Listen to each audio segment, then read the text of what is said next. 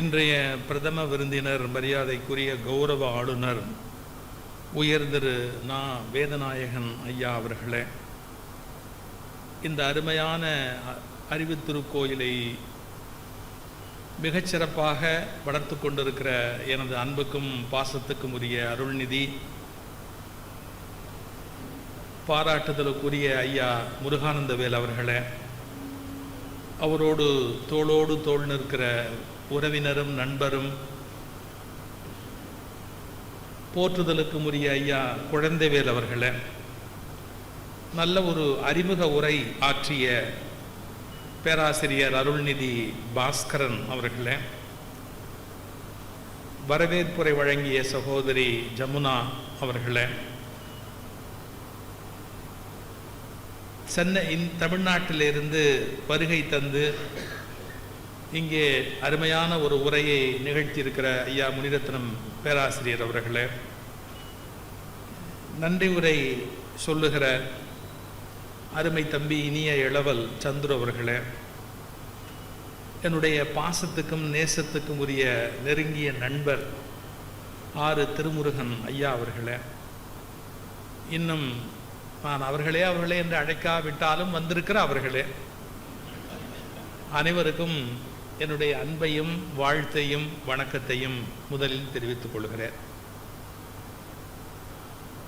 அருட்தந்தை வேதாத்ரி மகரிஷனுடைய நெறிமுறைகளை இந்த மண்ணிலே நிலைநாட்டுவதற்காக 9 ஆண்டுகளுக்கு முன்பு அருமையாக வடிவமைக்கப்பட்ட இந்த அறிவு திருக்கோயில் நிறைய பயிற்சிகளை நடத்தி முயற்சி மேற்கொண்டு பெரிய வளர்ச்சியை கண்டிருக்கிறது என்று மகிழ்ச்சி அடைகிறோம். நான் நம்முடைய ஆளுநர், கௌரவ ஆளுநர்களிடத்தில் கேட்டேன், இந்த பகுதி பொருளாதார ரீதியாக இப்போதெல்லாம் வளர்ந்து வருகிறதா முன்பிருந்த சூழலுக்கு என்றெல்லாம் தேச அக்கறையோடு சில செய்திகளை அவர்களிடத்தில் கேட்டுக்கொண்டிருந்தேன். ஒன்று மட்டும் நான் உறுதியாக சொல்வேன், இதன் தொடக்க விழாவுக்கு நான் வந்திருந்த போது இங்கே வந்திருந்த மக்களுடைய முகத்தில் இருந்த பயம் இப்போது இல்லை, தெளிவும் மகிழ்ச்சியும் ஆனந்தமும் இப்போது இருக்கிறது. அதை நான் ஒரு பெரிய மகிழ்ச்சியாக அவர்களோடு பகிர்ந்து கொண்டேன். நான் அன்றைக்கு வந்தபோது பார்த்தபோது மக்கள் விழாவுக்கு வருகிற போது கூட முகத்தில் ஒரு சின்ன வாட்டம், அது கொஞ்சம் மாறிக்கொண்டே வருகிறது. அது மகிழ்ச்சி தருகின்ற ஒன்று. இந்த விஞ்ஞானத்தை நன்கு படித்தவர்களுக்கு தெரியும், இந்த நியாண்டர்தால் மனிதன் என்றெல்லாம் மனித குல வரலாற்றை பட்டியல் போடுகிறார்கள். அதாவது 40,000 ஆண்டுகளுக்கு முன்பிருந்த மனித குலம், 20,000 ஆண்டுகளுக்கு முன்பிருந்த மனித குலம், 10,000 ஆண்டுகளுக்கு முன்பிருந்த மனிதர்கள், 5,000 என்றெல்லாம் வரலாறு சொல்வார்கள். எவனும் போய் பார்த்ததில்லை, ஒரு அபிப்பிராயம் சொல்லுவாங்க. இப்படிலாம் அந்த மனித உருவங்களை படம் வரைந்து காட்டுவார்கள். நல்ல கவனிச்சு பாருங்க, அப்போது முகத்தில் இருந்த நம்முடைய முன்னோர்களுடைய முகத்தில் ஒரு விகாரமான தோற்றம், சப்பையான ஒரு மூக்கு, ஒரு மாதிரியான அந்த தோற்றம், காது, பல்லு எல்லாமே ஒரு மாதிரி 10,000 20,000 ஆண்டுகளுக்கு முன்பு இருந்த தோற்றத்தை பாருங்க. இப்ப பாருங்க, பூ மாதிரி ஃபேர் அண்ட் லவ்லி போடாமையே, இன்னும் கூட போடாமல் இருந்தால் மூஞ்சி நல்லாவே தான் இருக்கும் உண்மையிலேயே. அந்த மாதிரி ஒரு பூசண மாதிரி, ஒரு மலர் மாதிரி ஒரு அழகு, சிரிக்கிற போது ஒரு பெரிய அழகு, இதெல்லாம் மனித குலத்தில் வந்திருக்கே. ஒரு 10,000 ஆண்டுகளுக்கு முன்பிருந்த மனிதனுடைய முகத்துக்கும் 10,000 ஆண்டுகளுக்கு பின்னால் இருக்கிற மனித முகத்திற்கு இந்த அழகை கூட்டிக் கொண்டு வந்தது எது? காட்டில் வாழ்ந்த 5,000 ஆண்டுகளுக்கு முன்பிருந்த மனித குலத்தினுடைய மனிதனுடைய முகத்தில் இல்லாத ஒரு அழகு இந்த நூற்றாண்டிலே மனிதர்கள் மத்தியிலே தோன்றிக் கொண்டு வருகிறது. அதற்கு காரணம் எது? நான் ஆச்சரியமான ஒரு உண்மை படித்தேன். ஸ்ட்ரெஸ் ஹார்மோன்ஸ் என்பது காட்டுமிராண்டிகளுக்கு கூட எந்த விலங்கு தாக்கும்னு தெரியாது, பாம்பு எப்ப கடிக்கும் அப்படின்னு தெரியாது. திடீர்னு இன்னொரு கூட்டம் எங்கிருந்தாவது வந்து இவர்களை கொன்று விட்டு இவர்கள் வைத்திருக்கிற மாமிசத்தை, உணவை, இருப்பிடத்தை கைப்பற்றி கொண்டு இவர்களை விரட்டிவிடும். எனவே உத்தரவாதம் இல்லாத வாழ்க்கை, அதற்கு பேர் என்ன? உத்தரவாதம் இல்லாத ஒரு வாழ்க்கை. அதனால தான் முகத்தில் அவர்களுக்கு எப்போதுமே அந்த ஸ்ட்ரெஸ் ஹார்மோன்ஸ் இருக்கு இல்லையா, அது ஒரு விதமான விகாரமான தோற்றத்தை மனிதர்களுக்கு கொடுத்திருந்தது. ஆனால் நாடு, அரசு, அரசன், படை, பாதுகாப்பு, சட்டம், ஒழுங்கு இவையெல்லாம் வளர வளர, நீதிமன்றம் என்றெல்லாம் சமூகம் வளர வளர, we are guaranteed, நமக்கு ஒரு உத்தரவாதம் வழங்கப்பட்டிருக்கிறது. டக்குன்னு வந்து நம்மளை யாரும் அடிக்க முடியாது, கேள்வி கேட்பதற்கு ஒரு காவல்துறை அப்படின்னு ஒன்று உண்டு, விசாரிப்பதற்கு ஒரு நீதிமன்றம் என்று ஒன்று உண்டு, நம்மை பாதுகாப்பதற்கு ஒரு சமூக அமைப்பு என்று ஒன்று உண்டுன்னு அந்த உத்தரவாதம் கொடுக்கப்பட்ட பிறகு மனிதனுடைய முகத்தில் நிம்மதிதான் அழகாக மாறிற்று. பேர் என்ன? நிம்மதிதான் அழகாக மாறிற்று. அந்த கேரண்டீடு லைஃப், உத்தரவாதம் உடைய, சரியா சொன்னா பாதுகாப்பு உனக்கு உண்டு அப்படிங்கிற செக்யூர்ட், we are secured. நை நை நைன்னு குழந்தை அழுதுகிட்டே இருக்கும். ஆனா அப்படியே தேடும் அவங்க அம்மா எங்க அப்படின்னு. ஒரு 10 நிமிஷம் இந்த குழந்தைய அவங்க அம்மாட்ட கொடுத்துருப்பாங்க. இது என்னால் முடியலம்மா, எவ்வளவு நேரம் இதை நான் சமாளிக்கிறது, நீ கொஞ்சம் பார்த்துக்க அப்படின்னு கொடுத்துட்டு அவங்க எங்கேயோ குளிக்க போயிருப்பாங்க. இந்த குழந்தை இப்படி கத்தும், பாட்டியை பார்த்தாலும் கத்தும், அது பாட்டுக்கு கத்திக்கிட்டே இருக்கும். அம்மா வந்த உடனே அப்படியே ஒரு தாவு அப்படியே தோளில் சாஞ்சுக்கும். என்ன அடைஞ்சது? பேசாமல் அது பாட்டுக்கு விரல் போட்டு அப்படியே தூங்க ஆரம்பிச்சிடும். அந்த குழந்தைக்கு பாதுகாப்பான டெஸ்டினேஷன், பாதுகாப்பான போய் சேரும் இடம் தாயின் தோள் தான். அது தெரிஞ்ச மாத்திரத்திலேயே அதுக்கு ஒரு நிம்மதி வந்துருது, அழுகையை நிறுத்திடுது. இதைத்தான் நம்ம புரிஞ்சுக்கணும். இந்த உலகம் பாதுகாப்பானது என்ற எண்ணம் மனித சமூகத்தில் இருக்கிற எல்லோருக்கும் வர வேண்டும் என்பதுதான் உலக சமாதானம் என்கிற ஒற்றை வார்த்தையில் அடங்கி இருக்கிறது. அருட்தந்தை வேதாத்ரி மகரிஷி உலக சமாதானத்தை வற்புறுத்துகிறார். நிறைய சண்டைகள் நாட்டுக்குள்ள வேண்டியதில்லை, மக்கள் எல்லாரும் ஒரு உத்தரவாதம் உடைய ஒரு வாழ்க்கை, ஒரு 2 வேளை சாப்பாடு கிடைக்கும், ஒதுங்கிறதுக்கு ஒரு வீடு கிடைக்கும், யாரும் யாரையும் குத்த மாட்டாங்க, யாரும் யாருக்கு ரத்தம் வராது, அடிக்க மாட்டாங்க, சண்டை போட மாட்டாங்க அப்படின்னா அந்த கேரண்டீடு லைஃப் வந்து ஒரு பீஸ்ஃபுல், அமைதியான ஒரு வாழ்க்கையை கொடுக்கும். அதனால உலக சமாதான இயக்கமாக ஒன்று வேண்டும் அப்படின்னு தான் உலக சமுதாய சேவா சங்கத்தை அவர்கள் தொடங்கி வேர்ல்டு பீஸ், உலக அமைதி என்பது தம்முடைய லட்சியம் என்று அறிவிக்கிறார். அப்ப மனித மனதுக்கு நிம்மதியை, அதைத்தான் சொன்னேன், நான் 10 ஆண்டுகளுக்கு முன்பு பார்த்ததை விட இப்ப இருக்கிறவர்களுக்கு ஒரு நிம்மதி அந்த முகத்துல தெரிகிறது இல்லவா, அது வளர்ந்து கொண்டே போகும். வெளியிலேருந்து கிடைக்கிற பீஸ், சொசைட்டியில கிடைக்கக்கூடிய ஒரு அமைதி, அது கிடைச்சிட்டா கூட சில பேர் நிம்மதியா இருக்க முடியல. இன்னர் பீஸ் அப்படின்னு ஒன்று இருக்கு, உள்ளுக்குள்ள ஒரு நிம்மதி, ஒரு நிறைவு அப்படின்னு ஒன்று இருக்கு. ஒரு வேடிக்கையான கதை சொல்லுவான். ஒரு மகாராஜா ஊர்வலமா வந்துகிட்டு இருந்தாராம். அந்த இடத்துல தெருவில் ஒரு ஏழை பிச்சை எடுக்கிறவர், ஐயா அப்படின்னு மகாராஜாவை பார்த்து அப்படி கை நீட்டியிருக்கா. இவன் நேரம் பாருங்க, மகாராஜா அப்படி கை விட்டு உள்ள எடுத்த போது ஒரு சாதாரண செப்பு காசு அதான் வந்தது. அந்த செப்பு காசு எடுத்து இப்படி விசிறினார், இவனுக்கு கிடைக்கட்டுமே அப்படின்னு அந்த செப்பு காசு அப்படி தூக்கி போட்டாராம். போட்ட உடனே அதை பிடிக்கணும்னு போனான் பாருங்க, இவன் நேரம் பொல்லாத நேரம், அது போய் சாக்கடைக்குள்ள விழுந்துருச்சு, கையில வரல, அப்படி சாக்கடைக்குள்ள போய் விழுந்துருச்சு அந்த காசு.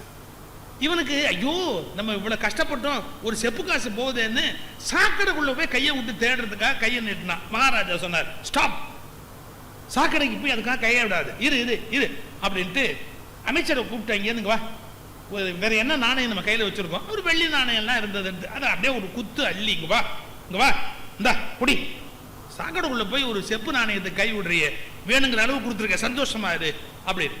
இந்த கொத்த வெள்ளி நாணயத்தை வாங்கிட்டு மறுபடியும் சாக்கடைக்குள்ள கை விடுப்போம். ஏய் இப்ப எதுக்கு அதுல கை விடுறேன், நான் தான் அதை விட பல மடங்கு உனக்கு வெள்ளி நாசு கொடுத்துட்டேனே, அப்புறம் ஏன் இல்லைங்க, இருந்தாலும் அது கொஞ்சம் இருந்தா நமக்கு சௌரியம் தானே, அந்த ஒத்த காசு கூட இருக்கும் இல்லையா, இங்க வா இங்க வா, இன்னையில இந்த புத்தி உனக்கு போனோம், கோல்டு காயின் கொண்டா அப்படின்னா, தங்கத்துல காசு கொண்டாரு, தங்க காசு எடுத்துட்டு வந்து அதை ஒரு மூட்டையா கட்டி, இந்த அப்படி இப்போ விட்டு தொலை அப்படின்னு. மறுபடியும் நான் ட்ரை பண்ணி பார்க்குறேன்னு, அது வேற எங்கேயும் போயிருக்காது, உள்ளதானே கிடக்கும், அது என்ன நஷ்டமாயி போச்சு, நான் கையை விட்டு பார்க்குறேன்னு. மகாராஜா பார்த்தார், இன்னைக்கு நீயாச்சு நானாச்சு, என் அரச பதவியே போனாலும் பரவாயில்லடா, நான் உன்னை சந்தோஷமாக்கிட்டு தான் போவேன், என் நாட்டை பாதியா பிரிக்கிறேன், பாதி நாட்டுக்கு நீ ராஜா, போதுமா? பாதி நாட்டுக்கு நீ தான் அரசன், பட்டம் கட்டுற, சந்தோஷமா. ஒரே ஒரு டவுட், அந்த பகுதியில் இந்த சாக்கடை வருமா வராதான்? அதாவது பாதி அந்த நாட்டை பிரிச்சா கூட அந்த பகுதிக்குள்ள இந்த சாக்கடை வருமா வராதா? அவன் கவலை ஒண்ணுதான். இவனுக்கு நீங்க எத்தனை கோடி கொடுத்தாலும் மனசுல அமைதி வருமா? வர. எங்க ஊர்ல சரவண பவன், ஆனந்த பவன் எல்லாம் தோசை சாப்பிட்டா அடுத்தவன் தட்டுக்கு சேர்த்து தோசை கொண்டாடுவான். இப்படி நீளமா அப்படி சுருட்டி அடுத்தவன் தட்டுக்கு சேர்த்து கொண்டாடுவான். எனக்கு தெரிஞ்சு ஒரு 60% ஆளு அவன் தோசையை பார்த்து சாப்பிட மாட்டான். அந்த ரோஸ்ட் இன்னும் கொஞ்சம் முருகலா இருக்குல்ல, கொஞ்சம் பெருசா இருக்குல்ல, அது நெய் வாசனை வர மாதிரி தெரியுது. நம்ம அந்த ரோஸ்ட் ஆர்டர் பண்ணிருக்கலாமோ? கொஞ்சம் யோசிச்சு பாருங்க. இவ்வளவு செல்வம், அவ்வளவு எல்லாம், இத்தனைக்கும் அந்த ஹோட்டல் பில்லு யாரோ நான் கட்டுறேன் அப்படின்னு சொல்லிட்டார், முடிஞ்சு போச்சு. எப்போ மெட்ராஸ் வந்தாலும் முருகான் அந்த வேலை எல்லாரையும் கூப்பிட்டு ஹோட்டலில் வச்சு சாப்பாடு போடுவார் அவரு. அது மாதிரி ஒருத்தர் ஆப்டார் வசதியா, எல்லா பில்லும் நான் கொடுத்துட்றேன் போங்க அப்படின்னு. அப்படி சாப்பிட்டா கூட மனிதனுடைய மனம் அது நமக்கு சரியா அமையலையோ? இது புருஷ முண்டாட்டிக்கே உண்டு, நமக்கு சரியா அமையலையோ?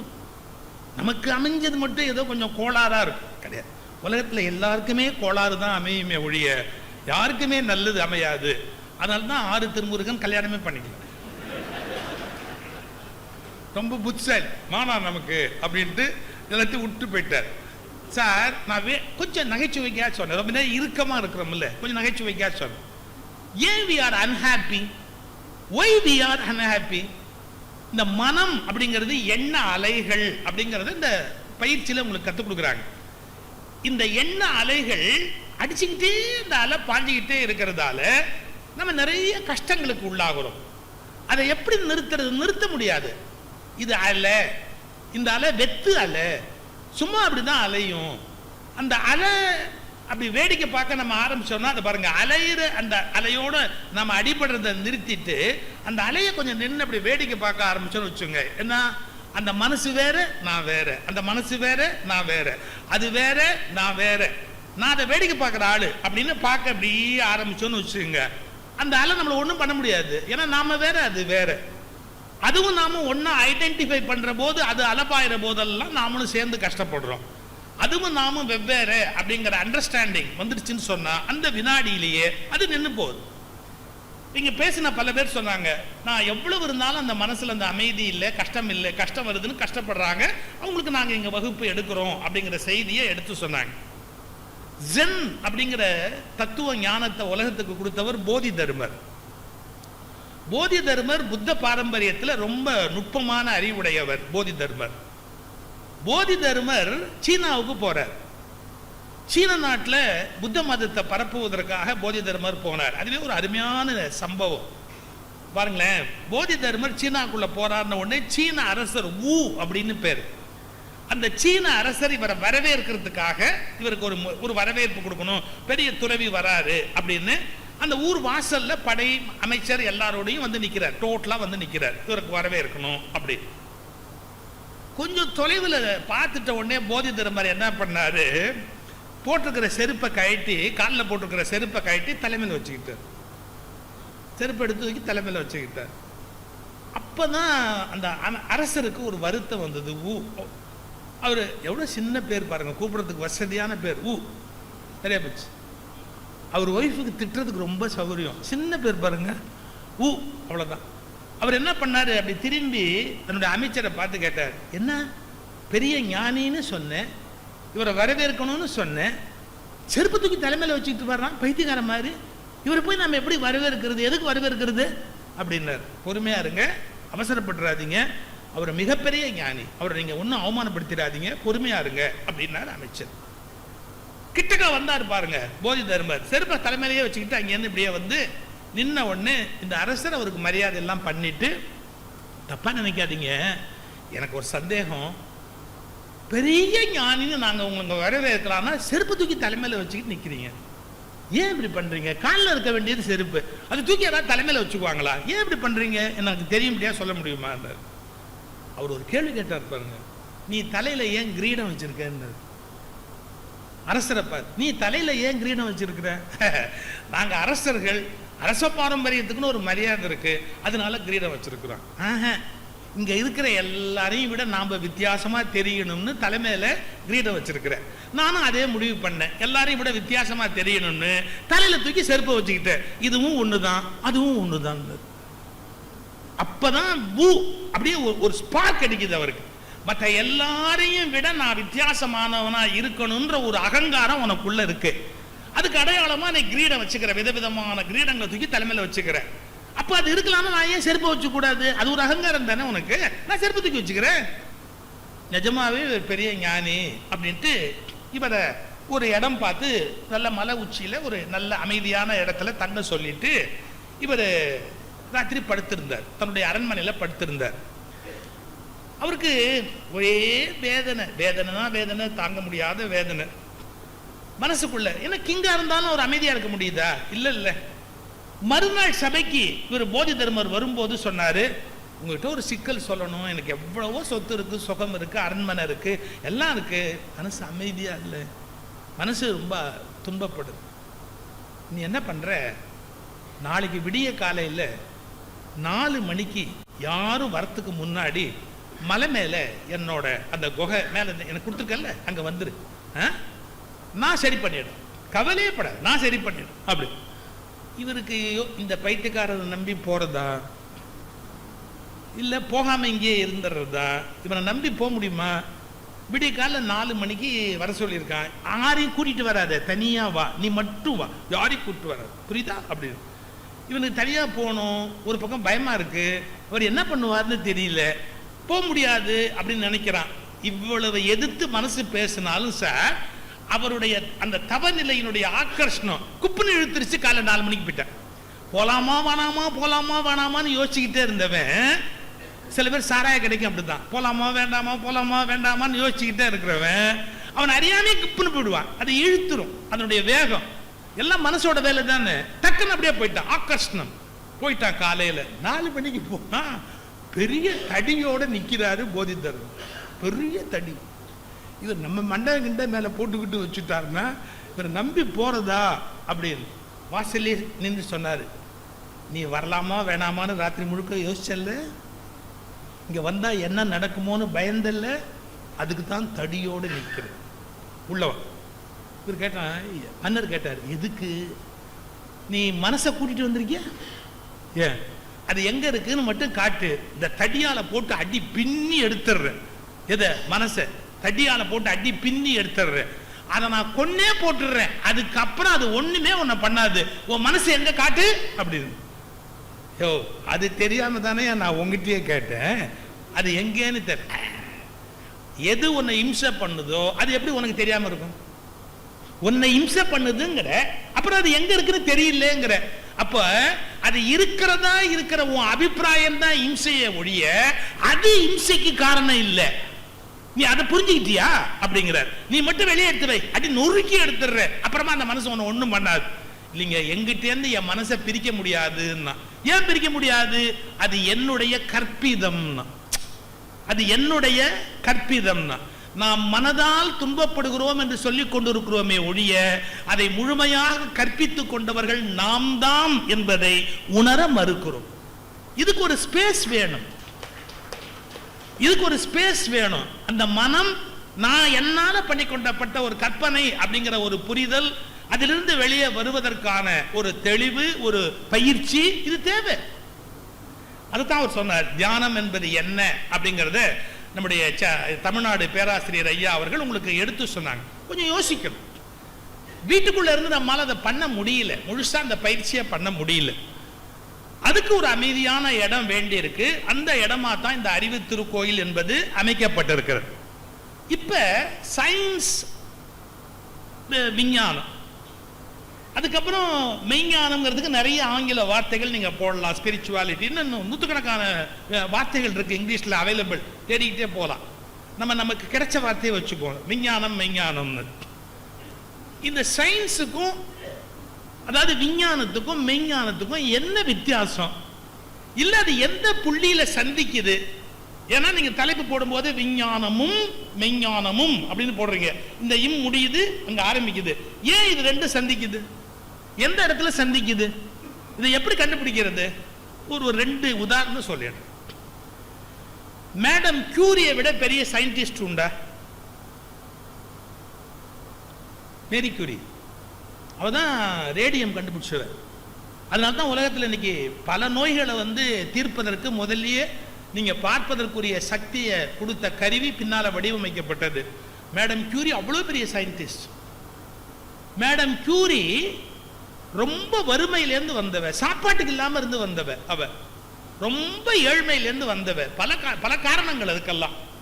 ஆனா அவளுடைய கண்டுபிடிப்பு எல்லாமே அறிவுபூர்வமா உட்கார்ந்து கால்குலேட் பண்ணி அவ உலகத்துக்கு கொடுத்த டிரைவ் பண்ண கன்க்ளூஷன் கிடையாது.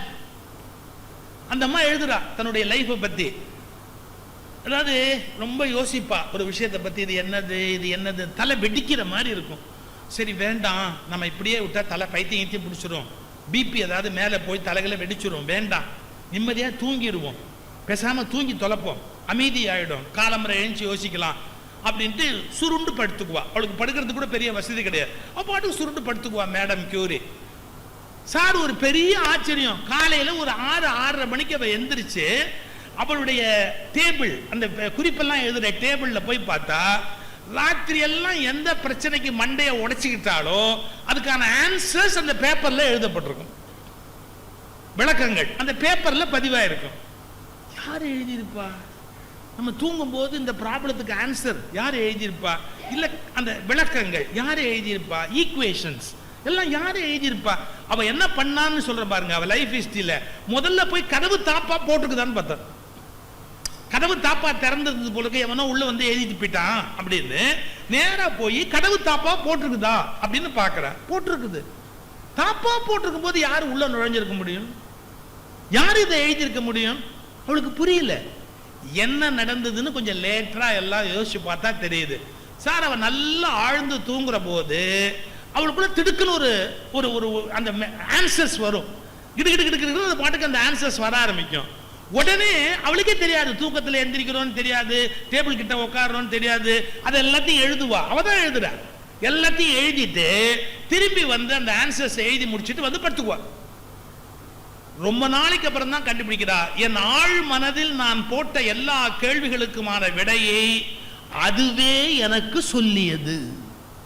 நான் போய் புத்தகத்தில் தேடி கண்டுபிடிக்கல, அதுக்கான ஆன்சர்ஸ் அதுவே கண்டுபிடிக்குது. நீங்க சொன்னீங்கல்ல ஒரு சயின்டிஸ்ட் மாநாட்டில் போய் மகரிஷியை கேட்கும் போது நீங்க எந்த யூனிவர்சிட்டியில படிச்சீங்க அப்படின்னு, அவர் சொன்ன பதில் ரொம்ப அருமையான. யூனிவர்சிட்டியில படிச்சீங்க? நோ, city of universe. I have studied in city of universe. யூனிவர்சிட்டியில நான் படிக்கல, ஆனா சிட்டி ஆஃப் யூனிவர்ஸ், யூனிவர்ஸினுடைய நகரத்தில் தான் நான் படித்தேன் அப்படின்னார். அந்த பிரபஞ்சத்துல காஸ்மிக் அதுல எல்லாம் இருக்கு.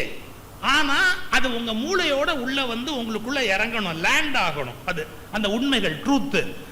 இது சயின்டிஸ்டுக்கு தானா, அதாவது ரிசர்ச் பண்ணி கண்டுபிடிச்சவங்க இருக்கிறாங்க. லேப்ல குறைஞ்சு கண்டுபிடிச்சவங்க இருக்கிறாங்க. எதுவுமே பண்ணாம இவங்க முயற்சி தேட தேட தேட தேட மனசுக்குள்ள அப்படியே லேண்ட் ஆயிடும். சில விஷயம் தானா இறங்கிடும். இதை என்ன சொல்றான்? இததான் விஞ்ஞானி தேடிக்கிட்டு இருந்தான். இந்த வார்த்தை கவனிங்க. இவன் எந்த உண்மைகளை தேடிக்கொண்டிருந்தானோ அந்த உண்மைகளும் இவனை தேடிக்கொண்டிருந்ததால் அவையாக இறங்கி விட்டன. இவன் அதை தேடுற மாதிரி அது இவனை தேடிக்கிட்டே இருந்தது. நம்ம யார் மூலமாவது வெளிப்படணும் அப்படின்னு. இதுல சயின்டிஸ்டுக்கும் கவிஞனுக்கும் ஆத்ம ஞானிக்கும் என்ன வித்தியாசம்? பாரிடை ஐந்தாய் பரந்தாய் போற்றி. மாணிக்கவாசகர் உட்கார்ந்து எண்ணார, அவருக்கு எப்படி நிறைய அண்டப்பெருக்கம் அப்படிங்கிறார். அதாவது அண்டப்பெருக்கம்னா அந்த யூனிவர்ஸ் பெருசாயிட்டே போகுது அப்படிங்கிறார். சார் இப்பதான் சயின்ஸ்லயே சொல்றான், இட் இஸ் குரோயிங், அப்படியே வளர்ந்துகிட்டே போகுது. வடமொழியில இதுக்கு பிரகத் அப்படின்னு பேரு. பிரகத் நாயகி, பிரகதீஸ்வரர், இதெல்லாம் பேரு. பிரகதீஸ்வரர்னா பெரியவர் அர்த்தம் இல்ல, பெரிதாகி கொண்டே இருப்பவர் அர்த்தம். தன்னைத்தானே யூனிவர்ஸ் விரிவடைய வைத்துக் கொண்டே போகுது. இது அண்ட பெருக்கம் அப்படிங்கிற வார்த்தையில பயன்படுத்துறார் மாணிக்கவாசகர். மாணிக்கவாசகர் எந்த சயின்ஸ் புத்தகம் எடுத்து படிச்சிருப்பாரு?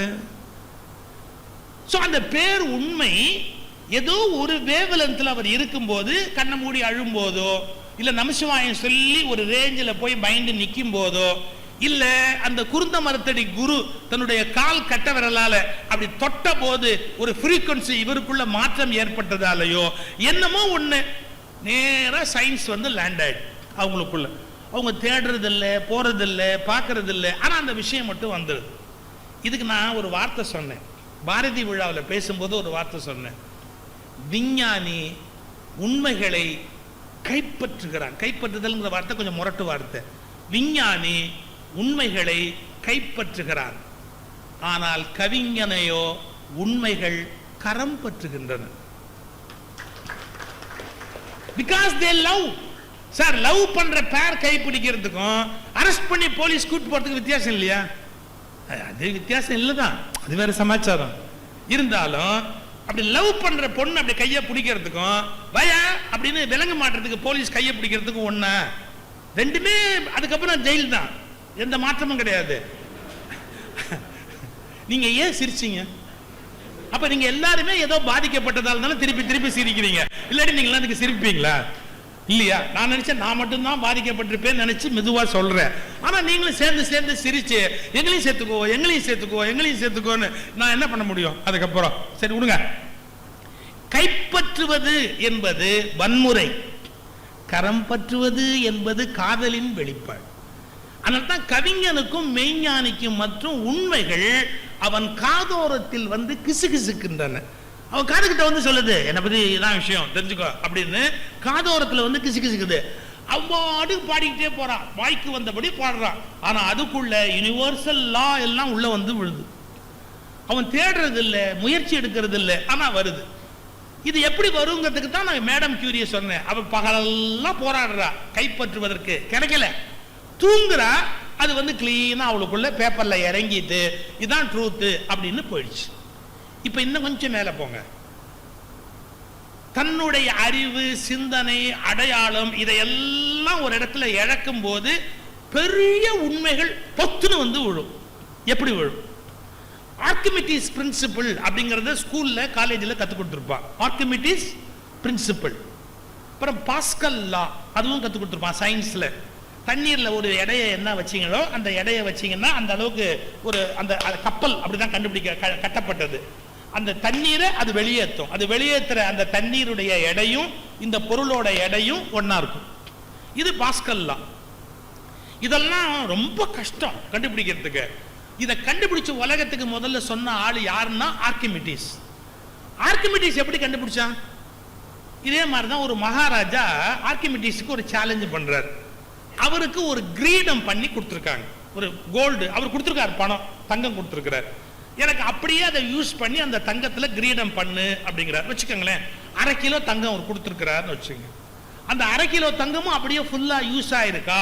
தன்னுடைய தலைமையில அந்த கிரீடம் உட்கார்ந்து இருக்கிறதுல நடுவில் அவன் ஏதாவது அடிச்சுட்டானா?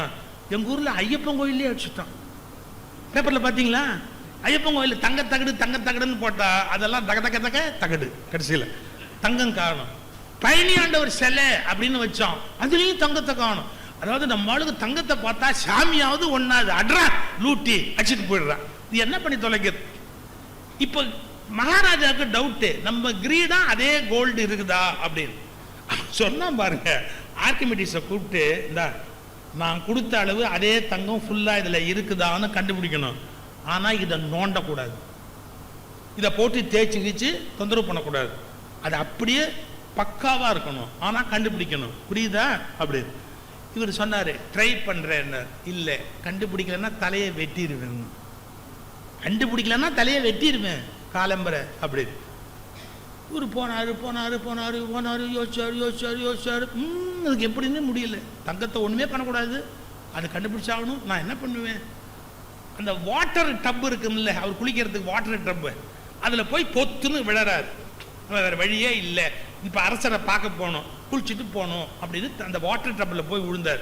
விழுந்த உடனே இவர் அந்த விழுந்த வேகத்துல அதுல அதே தண்ணி வெளியே வந்து விழுந்தது. யுரேகா, யுரேகாங்கிற வேர்டு அப்போ வந்தது. யுரேகா யுரேகா யுரேகா, கண்டுபிடிச்சிட்டேன் கண்டுபிடிச்சிட்டேன். சம எடை நீர் வெளியேற்றப்படும் அப்படிங்கிற தேரி. கண்டுபிடிச்சிட்டேன்னு துணியே இல்லாம அரண்மனையை நோக்கி போறாரு. இதுதான் ரொம்ப டேஞ்சர். உடம்புல ஒரு சொட்டு துணி இல்லை, நாம இப்ப உடம்புல துணி இல்லாம இருக்கிறோங்கிற பிரஜை இல்லை. அந்த உண்மையை தேடிக்கிட்டே இருந்தவருக்கு உண்மையை கண்டுபிடிச்சிட்டேன்னு தன்னை பத்திய பிரஜை இல்லாம இறங்கி தெருவில் போறாரு. அப்படியே அந்த அரசனை பார்க்கறதுக்கு யுரேகான்னு கத்திக்கிட்டு. அடுத்த ஆள் நிறுத்தி கேட்டார், எங்க இப்படி போற? அவர் கேட்டார், எப்படி போறியா? ஒண்ணுமே இல்லாம போற. வீட்டுக்குள்ள ஓடுன, நம்ம பாட்டுக்கு எப்படி இப்படியே தெருவில் இறங்கி போயிட்டோம். என்ன உங்களுக்கு புரிஞ்சுது? ஒரு பேருண்மையை கண்டறிகிற காலத்தில் சரீர பிரகையும் இல்லாமல், தான் என்ற உணர்வும் இல்லாமல், ஆர்க்கிமிடிஸ் தன்னை இழந்த கணத்தில் அந்த உண்மை அவருக்கு வெளிப்பட்டு விட்டது. தன்னை இழந்த கணத்தில் அவருக்கு அந்த உண்மை வெளிப்பட்டு விட்டது. விஞ்ஞானிக்கும் தன்னுடைய நான் இழக்கின்ற காலத்தில் உண்மை கிடைக்கிறது. மெய்ஞானிக்கும் தன்னுடைய நான் இழக்கிற காலத்தில் பேருண்மை வசப்படுகிறது. நீங்க ரொம்ப டீப்பா பாத்தீங்கன்னா, சதாசிவ பிரம்மேந்திரர் அப்படிங்கிற ஞானி உடம்புல ஒரு சொட்டு துணி இல்லாம அவர் பாட்டுக்கு தெருவில் போவார். அவர் பாட்டுக்கு இந்த சோகத்தை தாண்டி சோகத்துக்குள்ள புகுந்து அண்ணாண்ட வெளியே போவார். யாரும் அவர் நிறுத்தவே முடியாது. அவருக்கு தோன்றபடி போவார் அவர் பாட்டுக்கு. ஏன்னா சதாசிவ பிரம்மேந்திரத்துக்கு நான், என் உடம்பு, இது மாதிரியான எந்த அடையாளமும் கிடையாது. சோ ஒரு கணத்துல நீங்க பாத்தீங்கன்னா, சதாசிவ பிரம்மேந்திரர் ஒரு புள்ளியில வந்து நிக்கிறாரு. அதே புள்ளியில் தான் ஆர்க்கிமிடிஸும் வந்து நிற்கிறார். தன்னை இழந்த நிலை.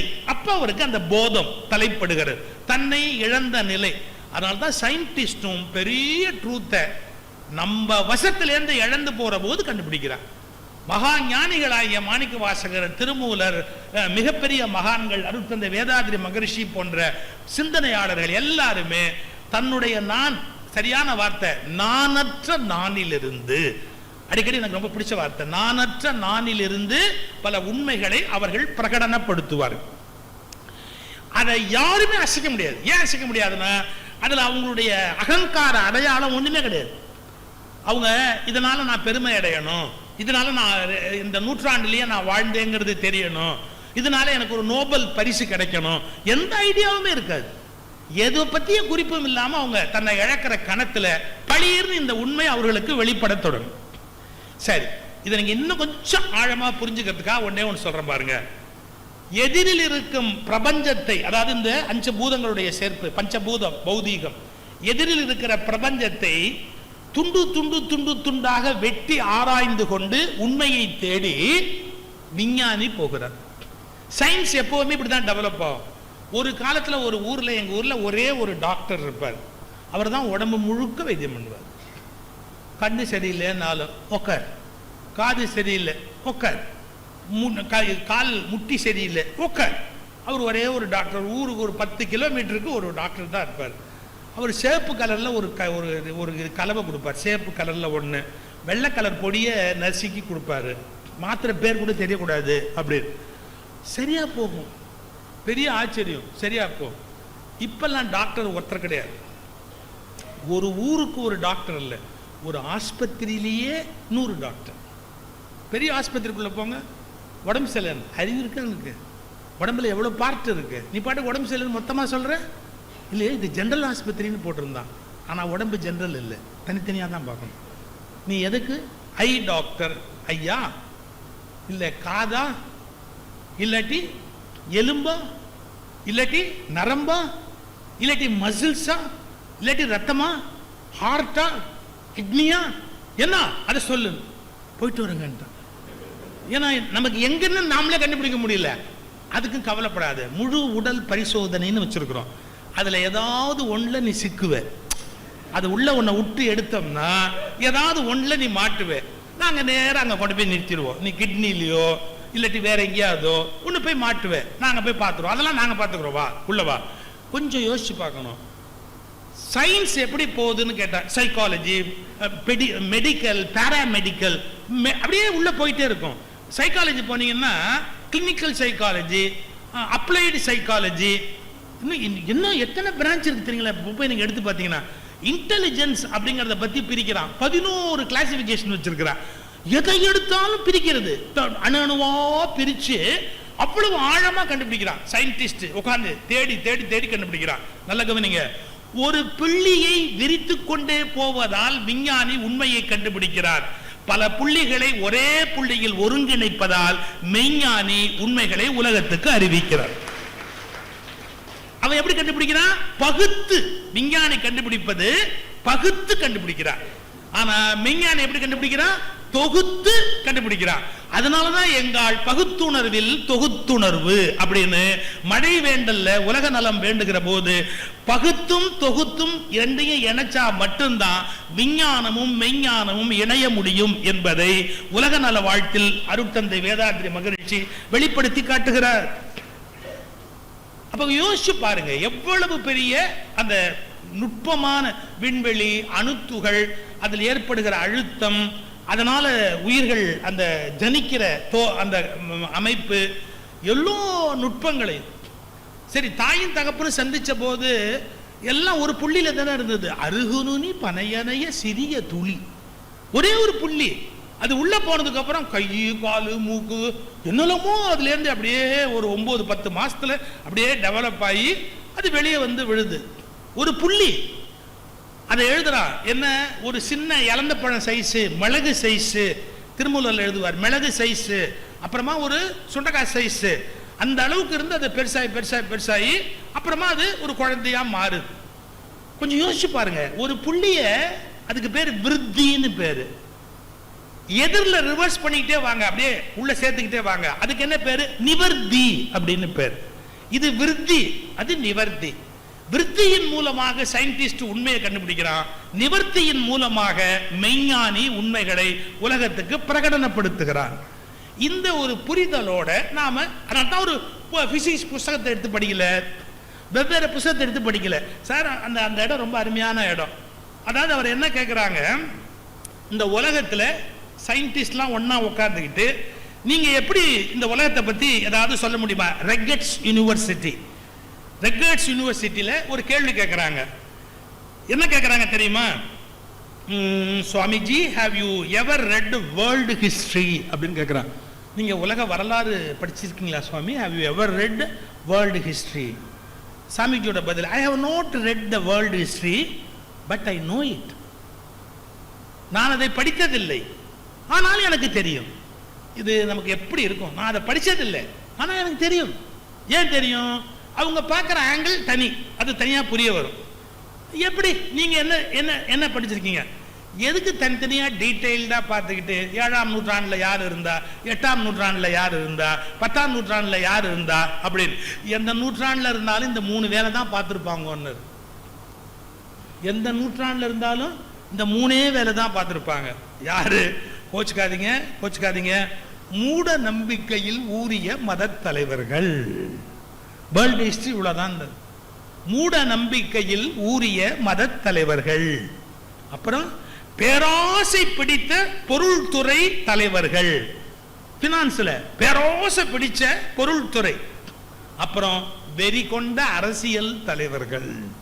3 தாண்டா வேர்ல்டு ஹிஸ்டரி. இல்ல வேற என்ன பார்க்கறதுக்கு இருக்கு? கொஞ்சம் யோசிச்சு பாருங்க. ஒரு ப்ராடக்டை கண்டுபிடிச்சு அந்த ப்ராடக்டை உலகம் முழுக்க செல் பண்ணி பணம் சம்பாதிக்கணும்னு நினைக்கிறாங்க. அவங்க தான் வேர்ல்டே ஆட்டி படைப்பாங்க. அவங்க பவருக்கு முன்னாடி நம்ம ஒண்ணுமே கிடையாது. யாரும் அவங்க இஷ்டப்படி ஒன்று பண்ண முடியாது. நீ எந்த பல்பேஸ்ட் சேர்க்கலாம், நீ என்ன பண்ணலாம் அப்படிங்கறத எங்கேயோ உட்கார்ந்து ஒருத்தர் முடிவு பண்ணுவான். ஒண்ணுமே நீங்க பண்ண முடியாது. கொரோனா வந்த போது நீங்க என்ன ஊசி போட்டுக்கலாம், எங்கேயோ உட்கார்ந்து ஒருத்தர் முடிவு பண்ணுவான். அது மாதிரி வாழ்க்கையில 3 பேர் தான் வேர்ல்டு ஹிஸ்டரியில. யார் யாரு? மூட நம்பிக்கையில் ஊறிய மத தலைவர்கள், பேராசை பிடித்த பொருள்துறை தலைவர்கள், வெறி கொண்ட அரசியல் தலைவர்கள். இவர்கள் 3 பேரையும் சேர்த்துத்தான் உலக வரலாறு அமைந்திருக்கிறது. முடிஞ்சு போச்சு, ஜெனரலைஸ் பண்ணிட்டார். இவ்வளவுதான் வேர்ல்டு ஹிஸ்டரி. இதுக்கு மேல வேர்ல்டு ஹிஸ்டரி என்ன இருக்கு?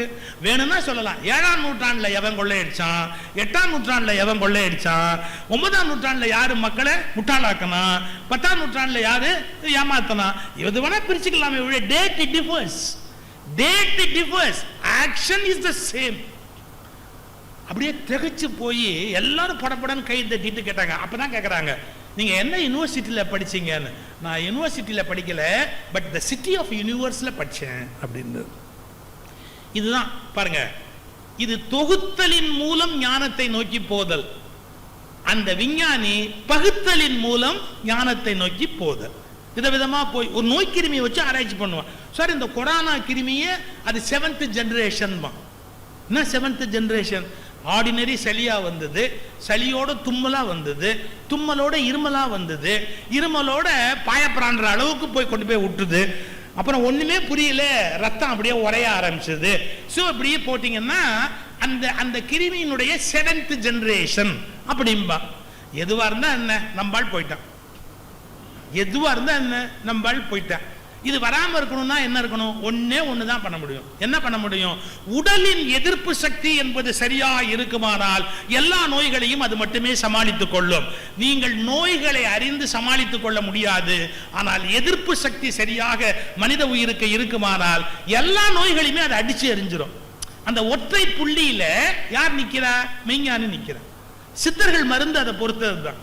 அவங்க உட்கார்ந்துக்கிட்டு இது என்ன பாக்டீரியான்னு பார்க்க மாட்டாங்க. இப்போ நீங்கள் டாக்டர்கிட்ட போனீங்கன்னா நம்மளை விட அவங்களுக்கு பாக்டீரியா மேல் தான் ரொம்ப ஆசை. அதை மைக்ரோஸ்கோப் வச்சு பார்ப்பாங்க, பிளட்டில் பார்ப்பாங்க, யூரினில் பார்ப்பாங்க, மோஷனில் பார்ப்பாங்க. அந்த அந்த அந்த பாக்டீரியாவை பற்றி ஒரு 200 விஷயத்தை எழுதி அதில் எந்த ஆன்டிபயோட்டிக் கொடுத்தா அது கட்டுப்படும் அப்படிலாம் கண்டுபிடிப்பாங்க. சித்த வைத்தியத்துக்கு போனால் அவங்க அப்படி இல்லை. மொத்தத்தில் உங்கள் உடல் எதிர்ப்பு சக்தியை கூட்டி விட்டுருவாங்க. உங்களுக்குள்ளே இருக்கிற ஃபயர் இருக்குல்ல, அந்த ஃபயரை அப்படி தூக்கி விட்டுருவாங்க. அது எதை போட்டாலும் எரிச்சிடும். எந்த நோய் கிருமியாக இருந்தாலும் எரிச்சு வெளியே தள்ளிடும். சோ இவர்கள் தொகுத்தலின் மூலம் தீர்வு காணுகிறார்கள், அவர்கள் பகுத்தலின் மூலம் தீர்வு காணுகிறார்கள். ஆனால் இருவரும் ஒரு புள்ளியில் சந்திக்கிறார்கள். அந்த புள்ளியை நாம் புரிந்து கொள்ளணும். கிட்டத்தட்ட நம்முடைய வாழ்க்கையில அந்த புள்ளி இந்த புள்ளி, நம்முடைய மனமும் நம்முடைய அறிவும் சந்திக்கிற இந்த புள்ளி, இந்த சிகரம், இதான் அண்ண முடியாத அண்ணாமலை. இதுதான் உள்ள இருக்கிறது உண்ணாமுலை. யாரான அதுல இருந்து வந்த பாலை யாரும் குடிச்சதில்லை, அது உண்ணாமுலை. இது அண்ணாமலை. இது நீங்க சரியா புரிஞ்சுக்கிட்டீங்கன்னா போதும். நம்ம ரிலிஜன்ல ரொம்ப சயின்ஸ்னு சொல்லி ரொம்ப மக்களை வந்து ஃபூல் பண்ணக்கூடாது. மயில்சாமி அண்ணாதுரை எங்க ஊர்ல பெரிய சயின்டிஸ்ட். மயில்சாமி அண்ணாதுரை சந்திரனுக்கு அனுப்பி அதை சந்திராயனில் இருந்தவர் டீம்ல மயில்சாமி அண்ணாதுரை. அவர்கிட்ட ஒரு தடவை கேள்வி நடந்தது, யூடியூப்ல இருக்கு பாருங்க. எங்க சேட்டிலைட்டு சுற்றி வரும்போது திருநள்ளாறு சனீஸ்வரன் கோயில் கிட்ட வரும்போது ஆஃப் ஆயிடுதாமே, அப்படியே நின்று போகுதாமே, அதை பற்றி உங்கள் அபிப்பிராயம் என்ன? அவருக்கு இதுக்கு பதில் சொல்ல பயம். உண்மையை சொன்னால் உதப்பான். இது வரைக்கும் எங்கள் ரெக்கார்டில் அப்படி வரலீங்க. ஒன்றும் ஆஃப், இது வரைக்கும் எங்கள் ரெக்கார்டில் அப்படி வரலீங்க, அதுக்கு மேலே என்னை கேட்காதீங்க. நம்ம என்ன நினைக்கிறோம்? ரிலிஜனை நியாயப்படுத்துறதுக்காக பொய்யா சயின்ஸை யூஸ் பண்ணுறோம். இந்த வார்த்தை கவனி, பொய்யா சயின்ஸை யூஸ் பண்ணுறோம். That is not true.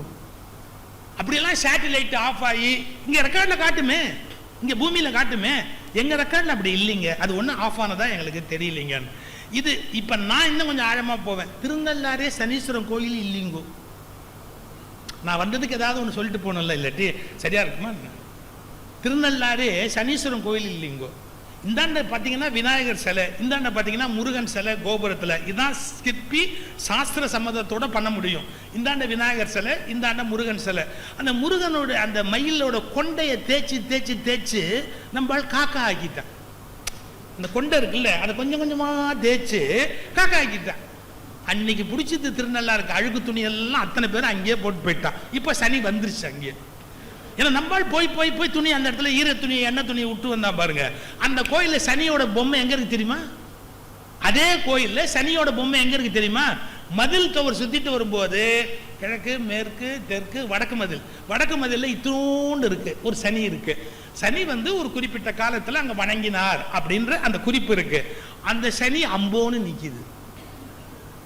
இது இப்போ கோயிலுக்கு போகிறவன் நேரம் அவரை கும்பிடுறான். உள்ளே இருக்க சிவபெருமான், டேய் நான் இங்கே தாண்டா இருக்கு. இந்த வயசானவர் பென்ஷன் வாங்கிட்டு வீட்டில் உட்காந்த மாதிரி நானும் இருக்கிறேன்டா, என் பேர் தாண்டா தர்ப ஆரண்யேஸ்வரர் என்னவர்.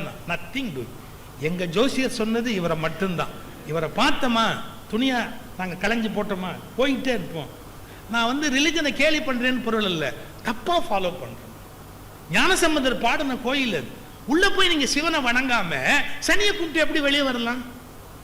அந்த கோயிலுக்குன்னு ஒரு இடம், அது வந்து சிவனுடைய கோயில், தர்ப ஆரண்ய ஈஸ்வரர். அப்படி மரபுகளையும் நாம கொண்டுட்டோம், வேறு மாதிரி ஒரு நோக்கத்தில் இருக்கிறோம். சரி, நான் ரொம்ப விவரமா அதை பத்தி பேச விரும்பல.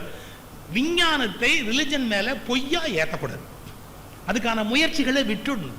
ஆனா உண்மையிலேயே சித்த புருஷர்களாய் ஞானிகளாய் அறிவுபூர்வமாக நம்முடைய சமய தத்துவங்களை கொண்டு போகணும். அப்படி முயற்சி செய்ததுல நம்முடைய சமய பாரம்பரியத்தில் வள்ளலார் பெருமுயற்சி செய்தார். அந்த வள்ளலார் விட்ட பணிகளை அருட்தந்தை வேதாத்ரி மகரிஷி தொடர்ந்து இந்த உலகத்துக்கு ஒரு மிகப்பெரிய விழிப்பை ஏற்படுத்தினார். அந்த நெறி சரியானபடி கற்று பின்பற்றி மக்கள் வளரணும். பகுத்துணர்வில் தொகுத்துணர்வு உருவாக வேண்டும். நன்றி, வணக்கம்.